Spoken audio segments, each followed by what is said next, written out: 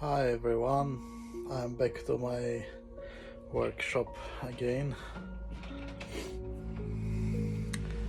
Today I come to check here a little bit and I will set to place my instruments and everything, and I will try to do something on my latte.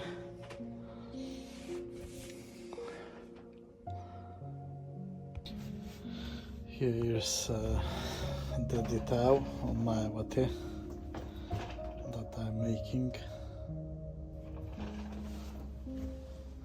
It's a pine, fresh,